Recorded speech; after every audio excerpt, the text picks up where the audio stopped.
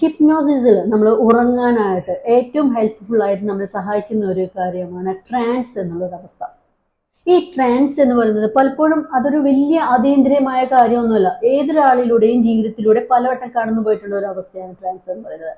ഇപ്പം നമ്മളൊരു ബുക്ക് വല്ലാതെ മുഴുകി വായിക്കുന്ന സമയത്ത്, അല്ലെങ്കിൽ ഒരു ഫിലിം നമ്മൾ വല്ലാതെ ഇഴുകിച്ചേർന്ന് കാണുന്ന സമയത്ത്, ഇല്ലേ, ഒരു ഫിലിമൊക്കെ കാണുന്ന സമയത്ത് ചിലപ്പോൾ നമുക്ക് മറ്റുള്ള കാര്യങ്ങളൊന്നും നമ്മുടെ ശ്രദ്ധ പോവില്ല.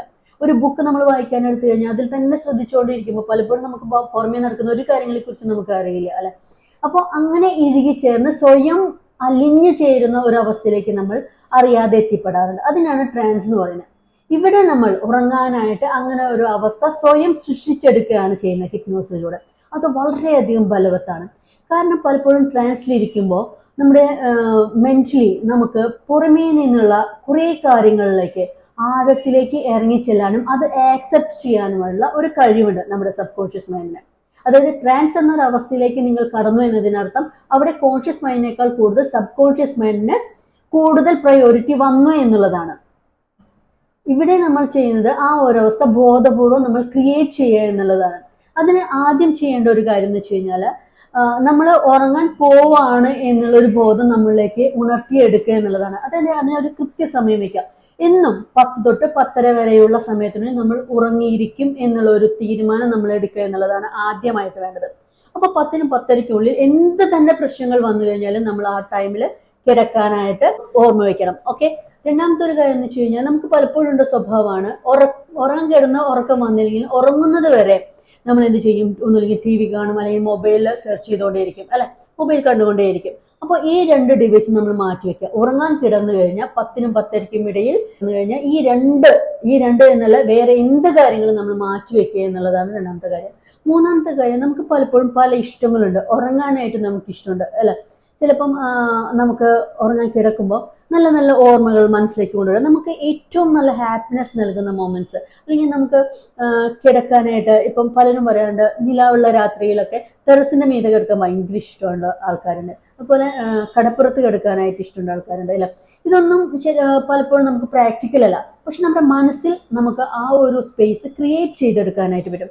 ചിലർക്ക് ഇഷ്ടമാണ് ചൂടുവെള്ളത്തിൽ കുളിച്ച് ബാത്ത് ടബിൽ കിടക്കുന്ന ഒരു കാര്യം ഇഷ്ടമുള്ളതാണ്. അപ്പൊ എന്താണോ നമ്മുടെ മനസ്സിന് ഉറങ്ങാനായിട്ട് കൂടുതൽ കിടന്ന് ആ ഒരു സ്ഥലം ക്രിയേറ്റ് ചെയ്തെടുക്കുക എന്നുള്ളതാണ് മൂന്നാമത്തെ കാര്യം.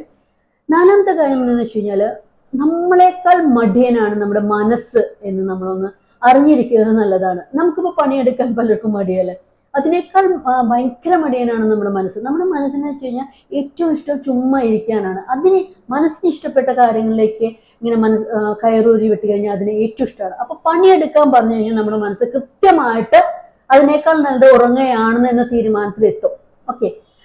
അതായത് ഇപ്പം നമ്മൾ പലപ്പോഴും കിടക്കുമ്പോഴൊക്കെ നമുക്ക് അറിയാൻ പറ്റുന്ന ഒരു കാര്യം, നമ്മുടെ മനസ്സിനെ ഇങ്ങനെ വിട്ട് കഴിഞ്ഞാൽ നമ്മുടെ മനസ്സിലേക്ക് വരുന്ന ഒരുപാട് ചിന്തകളിലൂടെ നമ്മൾ പോവുകയാണെങ്കിൽ മണിക്കൂറുകൾ നമ്മൾ ഉറങ്ങാതെ കിടക്കും. അതേസമയം കൃത്യമായിട്ട് ഒന്നിലേക്ക് നമ്മൾ മനസ്സിനെ ഫോക്കസ് ചെയ്യാൻ ശ്രമിച്ചു നോക്കിയേ, നമുക്ക് പെട്ടെന്ന് തന്നെ അറിയാതെ ഉറക്കം വരും. വളരെ നമ്മളൊരു ഉദാഹരണം പറയുകയാണെങ്കിൽ, നമ്മൾ എക്സാമിന്റെ ടൈമിലൊക്കെ നമ്മൾ പഠിക്കാൻ വേണ്ടിയിരിക്കുന്ന സമയത്ത് നമുക്ക് പെട്ടെന്ന് ഉറക്കം വരാറുണ്ട്. അതേസമയം നമ്മളൊരു ഫിലിം കാണാതിരിക്കുകയാണെങ്കിലും അത്ര പെട്ടെന്നൊന്നും നമുക്ക് ഉറക്കം വരില്ല. ഇപ്പോഴും അങ്ങനെ തന്നെ. നമ്മൾ സീരിയസ് ആയിട്ട് ഒരു കാര്യം ചിന്തിക്കാൻ എന്ന് കഴിഞ്ഞാൽ നമുക്ക് പെട്ടെന്ന് ഉറങ്ങിപ്പോകും. അതേസമയം നമ്മുടെ മനസ്സിനെ അതിന് ഇഷ്ടപ്പെട്ട രീതിയിലേക്ക് നമ്മൾ കയറൂരി വരികയാണെങ്കിൽ നമ്മൾ മണിക്കൂറോളം അതിന്റെ പിന്നാലെ ഇങ്ങനെ പോയിക്കൊണ്ടേയിരിക്കും, അല്ലേ. അപ്പൊ അതിന് വേണ്ടിയിട്ടാണ് നാലാമത്തെ കാര്യം പറയുന്നത്, നമ്മൾ കൃത്യമായിട്ടുള്ള ഒരു വേർഡ്, നമ്മൾ മന്ത്രം ചൊല്ലൂലേ, അതേപോലെ നമ്മൾ ചൊല്ലുക. ഇപ്പം അത് ബ്യൂട്ടിഫുൾ എന്നായിരിക്കാം, പീസ്ഫുൾ എന്നായിരിക്കാം, അല്ലെങ്കിൽ ഡീപ്പ് സ്ലീപ്പ് എന്നായിരിക്കാം, റിലാക്സ്ഡ് എന്നായിരിക്കാം. ഏത് കാര്യങ്ങളാണെങ്കിലും ഒരു വേർഡ് നമ്മൾ തിരഞ്ഞെടുക്കാം. ആ വേർഡ് മാത്രം ഫോക്കസ് ചെയ്തുകൊണ്ട് അത് മാത്രം ഉരുവിട്ടുകൊണ്ടേയിരിക്കുക. അതിപ്പം എന്തെങ്കിലും മന്ത്രങ്ങളാവാം നമുക്ക് ചൊല്ലാം. ഇപ്പൊ ഹിന്ദുസ് ആണെങ്കിൽ കുറെ കാര്യങ്ങൾ അവർ പഠിക്കുന്നില്ല. അതുപോലെ മുസ്ലിംസിലായാലും ക്രിസ്ത്യൻസിലായാലും ചില പ്രാർത്ഥനകളുണ്ട്. ആ പ്രാർത്ഥനകൾ ആവാം. അല്ലെങ്കിൽ അതിലൊന്നും വിശ്വാസമില്ലാത്തവർക്ക് ഏതെങ്കിലും ഒരു വേർഡ്, ഇഷ്ടപ്പെട്ട ഒരു വേർഡ് മനസ്സിൽ ഓർത്തു വെക്കുകയും അതിനെ തന്നെ ഫോക്കസ് ചെയ്തുകൊണ്ട് അത് തന്നെ ആ വാക്കുകൾ തന്നെ മന്ത്രം പോലെ ഉരുവിടുകയും ചെയ്താൽ വിത്തിൻ സെക്കൻഡ്സ് നിങ്ങൾ ഉറങ്ങിയിരിക്കും. ഹിപ്നോസിസിൽ ഉറങ്ങാനായിട്ട് ഇതിനേക്കാൾ സിമ്പിൾ ആയിട്ടുള്ള ഒരുപാട് മാർഗങ്ങൾ പിന്നെയുമുണ്ട്. ഇനി നെക്സ്റ്റ് വീഡിയോയിൽ നമുക്ക് കാണാം. അതുവരേക്കും ബൈ ബൈ.